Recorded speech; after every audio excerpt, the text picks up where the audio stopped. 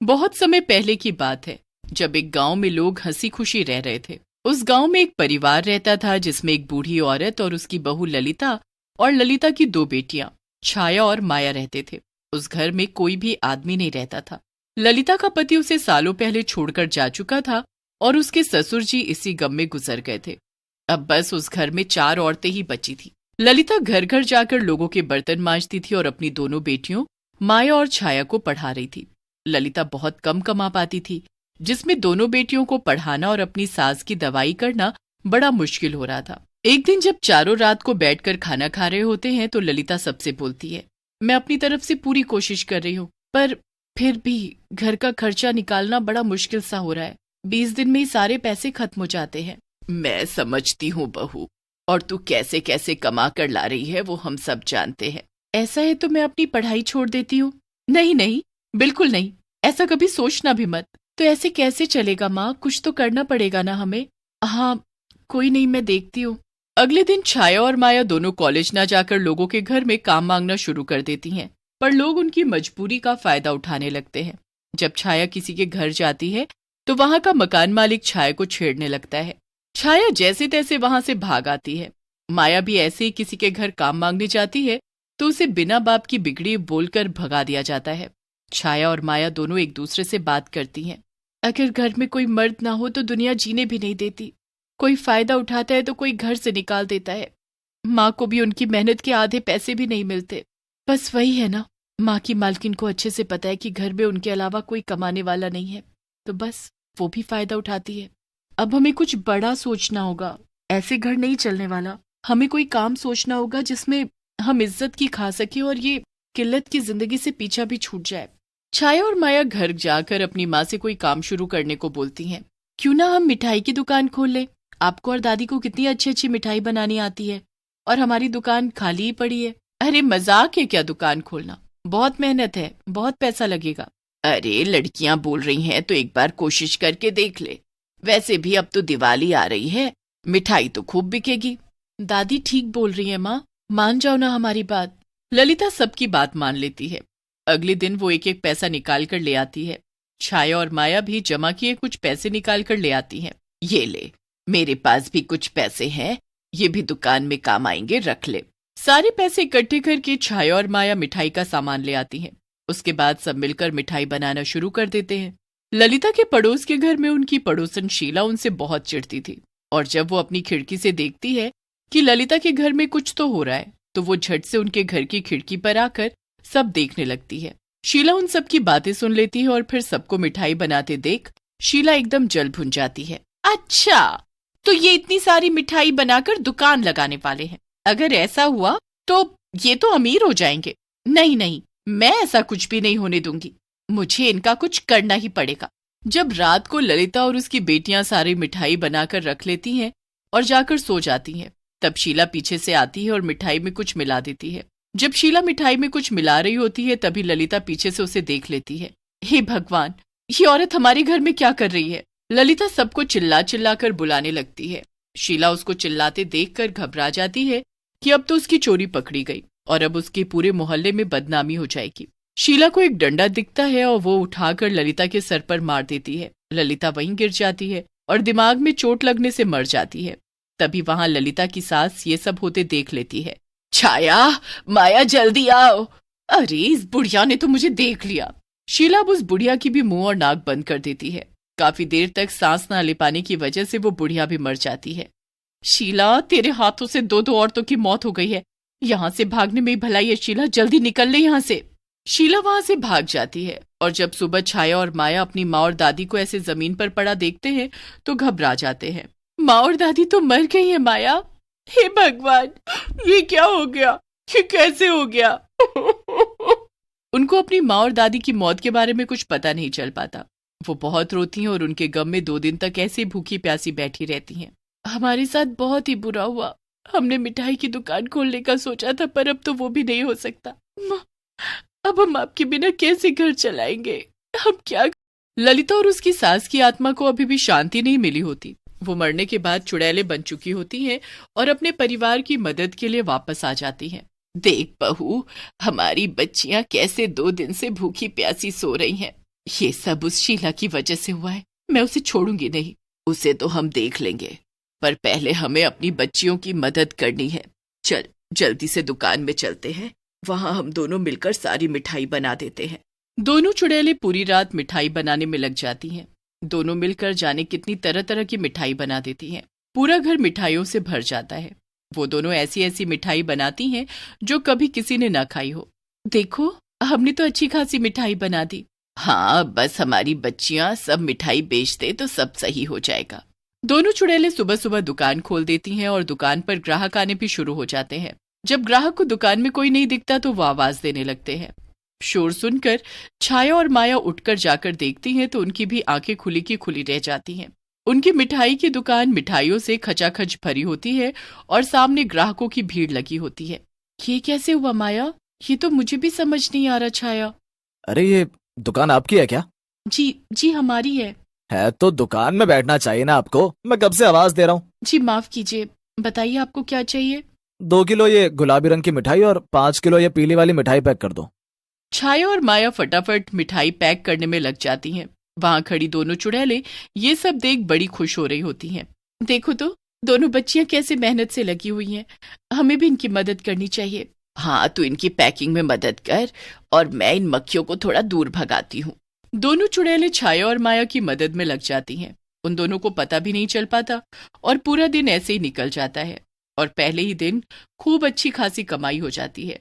रात को दोनों बहनें पैसे इकट्ठे करके गिनने लगती हैं। मुझे अभी तक समझ नहीं आ रहा कि आखिर मिठाई किसने बनाकर रखी दुकान में। पता नहीं, शायद भगवान हमारी मदद कर रहे हैं। खैर छोड़ो ये सब, चलो खाना खाते हैं और फिर आराम से सोएंगे। दोनों खाना खाकर सो जाती हैं और उनके सोने के बाद दोनों चुड़ैलें फिर से दुकान में आकर मिठाई बनानी शुरू कर देती हैं। इस बार वो पहले से भी ज्यादा और नई नई तरह की मिठाई बनाती है। सुबह होते ही वो दुकान खोल देती हैं और जब छाया और माया आती हैं तो उनको दुकान खुली हुई मिलती है और जैसा उन्होंने सोचा होता है बिल्कुल वैसे ही दुकान मिठाई से खचाखच भरी मिलती है। छाया और माया दुकान में बैठ जाती हैं और ग्राहकों की भीड़ भी लगनी शुरू हो जाती है। अब वहां से शीला गुजरने लगती है और वो दुकान देखकर एकदम दंग रह जाती है। ये कैसे और कब हुआ? मुझे तो पता भी नहीं चला। इन दोनों ने आखिर ये दुकान खोल कैसे ली? ये सब मिठाई इन्होंने कैसे बना ली? शीला दुकान में जाती है और वहां लगी भीड़ देखकर वो जल भुन जाती है। देख, आ गई हमारी जान लेने वाली। अब मैं उसे नहीं छोड़ने वाली। अभी नहीं, ये रात को फिर से आएगी उस दिन की तरह मिठाई खराब करने। बस हमें रात तक इंतजार करना होगा।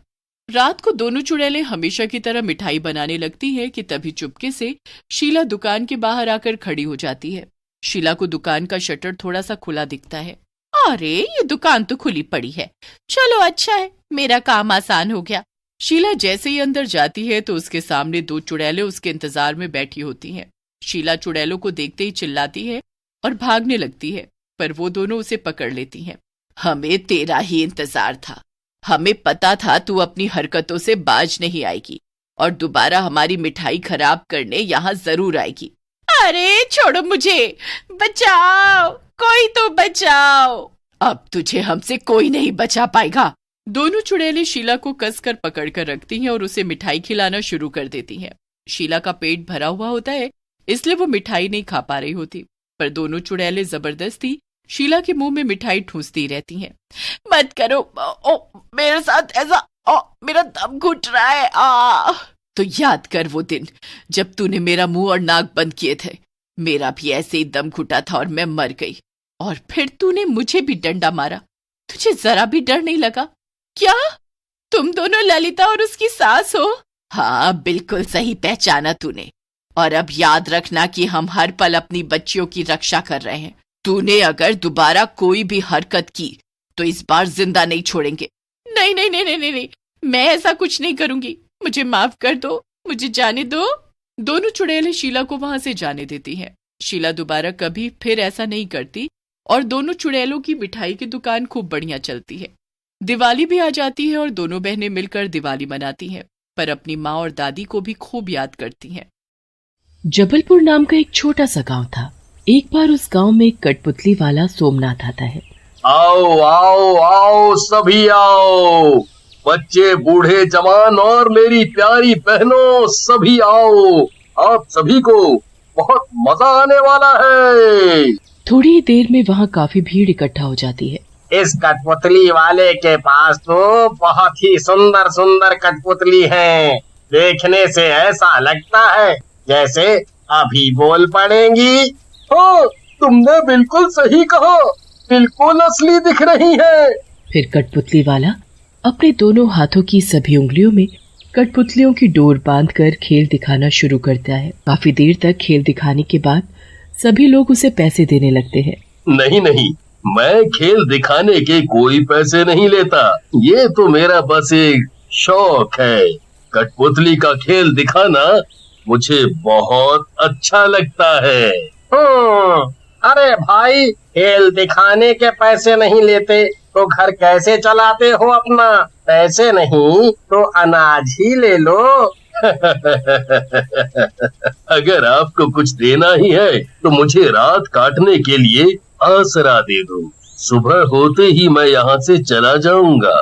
मेरे बच्चों को आपकी कठपुतली का खेल बहुत पसंद आया, इसलिए आज आप मेरे घर रुक सकते हैं।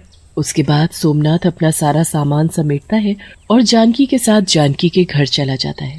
रात का वक्त था, सभी गहरी नींद में सोए हुए थे। तभी सोमनाथ एक भूत में बदल जाता है।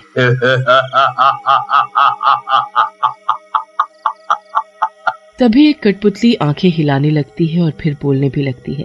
ये गांव वाले बेवकूफ नहीं, बहुत सीधे हैं। उन्हें ये नहीं पता कि तू भूत है। तू चालाकी से लोगों के घरों में घुस जाता है और घर के सभी लोगों को कठपुतली बना देता है, जैसे तूने हमें बनाया। फिर तू हमें अपनी उंगलियों पर नचाता है। बहुत ज्यादा बोलती हो, अपना मुंह बंद रखो और मुझे अपना काम करने दो।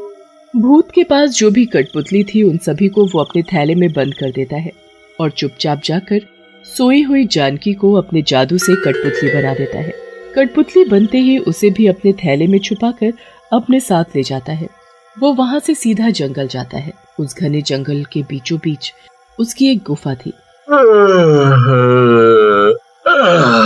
रात भर सो नहीं पाया, थोड़ी देर सोया जाए।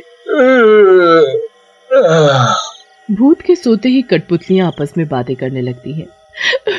ये मेरा क्या हाल बना दिया। मुझे अगर पता होता कि ये कठपुतली वाला भूत है तो कभी भी नहीं घुसाती इसे अपने घर पे। चुप हो जाओ बहन, ये कोई मामूली भूत नहीं है। इसे जादू आता है और उसी जादू से ये सबको कठपुतली बना देता है।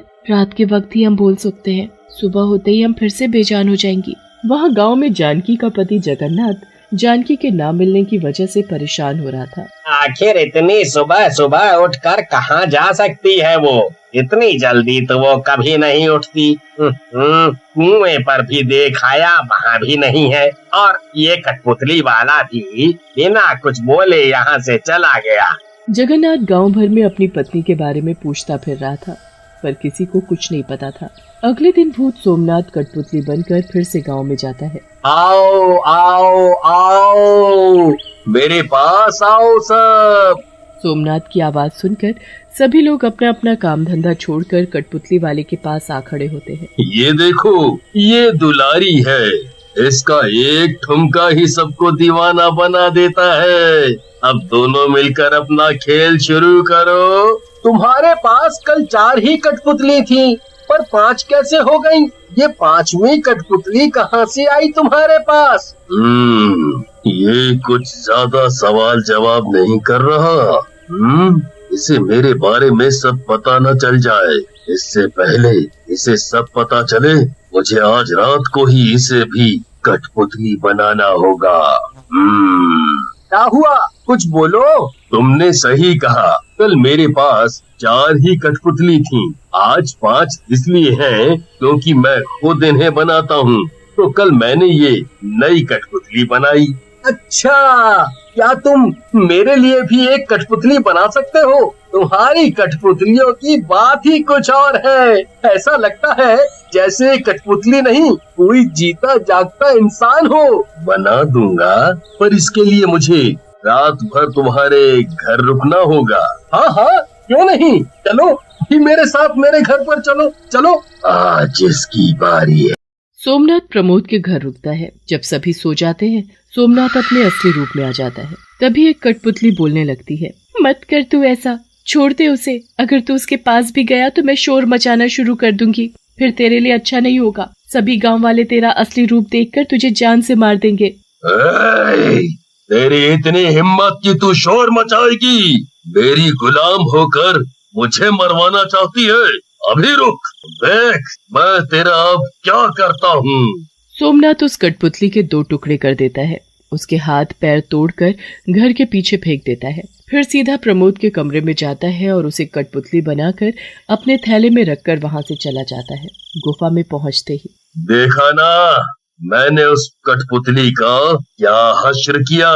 अगर तुम सब चाहते हो कि तुम सब के साथ भी ऐसा ना हो तो अपना मुंह बंद रखना। वहाँ गांव में प्रमोद के घर वाले परेशान थे प्रमोद के ना होने की वजह से। ऐसे ही कई दिन बीत गए। भूत रूप बदलकर रोज गांव में आता और रोज किसी न किसी को कठपुतली बनाकर अपने साथ ले जाता। अब भूत के पास बहुत सारी कठपुतलियां हो चुकी थी। आज मैं बहुत खुश हूँ, मेरे पास इतनी सारी कठपुतलियां हो गई हैं। पर उस पुराने खेल से मैं अब बहुत बोर हो गया हूँ। क्यों ना मैं अब कोई नया खेल खेलूं। कल मैं इन सभी कठपुतलियों को एक पेड़ पर लटका दूंगा और फिर उस पेड़ के नीचे आग लगा दूंगा। जब ये सारी कठपुतलियां आग देखकर उछलना शुरू करेंगी तब मुझे वो तमाशा देखने में बहुत मजा आएगा। फिर भूत सो जाता है। ये भूत कल हम सभी को जलाकर मारने वाला है।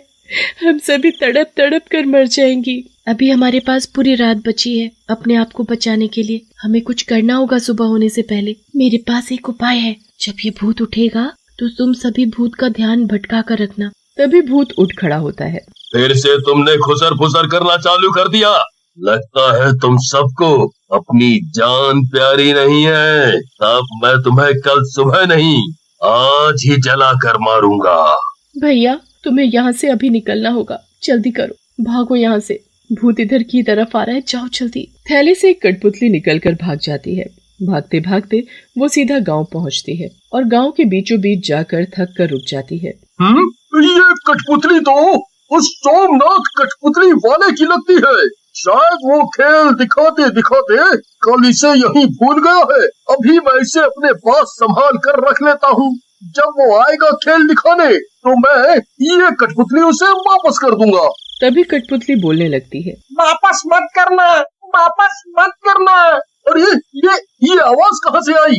मेरे आसपास तो कोई भी नहीं है। फिर अपने हाथ में देखो, मैं बोल रहा हूँ कठपुतली। मैं उसी सोमनाथ कठपुतली वाले की ही कठपुतली हूँ। मैं इसलिए बोल और चल पा रही हूँ क्योंकि मुझे जादू से कठपुतली बनाया हुआ है। मैं इसी गांव का रहने वाला पवन हूँ। मुझे तुम सबकी मदद की जरूरत है। मेरी तरह और भी लोग हैं जो कठपुतली बने हुए हैं। उन सब की जान खतरे में है। असल में वो कठपुतली वाला एक भूत है, भूत। कठपुतली उस भूत के बारे में सब बताती है। तभी मैं कहूँ कि ये सभी कठपुतलियाँ असली जैसी क्यों दिखती हैं। अब सब समझ आ गया हमारे गांव से लोग क्यों गायब हो रहे थे। अरे फिर देर किस बात की? चलो भाइयों जल्दी, हमें उन सभी कठपुतलियों को बचाना होगा। सभी गांव के लोग अपने हाथ में मशाल लिए निकल पड़ते हैं जंगल की तरफ। वहाँ वो भूत सभी कठपुतलियों को पेड़ पर लटका चुका था। मेरी एक कठपुतली कहाँ है? एक इस थैले से गायब है। मैं यहाँ हूँ और अब तेरा खेल खत्म। भाइयों सभी कठपुतलियों को उतारो। आज ये कठपुतली नहीं, ये भूत जलेगा। गांव के सभी लोग एकजुट होकर सभी कठपुतलियों को पेड़ से उतार देते हैं और उनकी जगह भूत को पेड़ से बांध देते हैं। दिन होने की वजह से भूत किसी भी गांव वाले को कठपुतली नहीं बना पाता क्योंकि दिन के समय उसका जादू नहीं चलता था। तभी सब लोग आकर पेड़ में एक साथ आग लगा देते हैं। उसके मरते ही सभी कठपुतलियां अपने इंसानी रूप में वापस आ जाती हैं।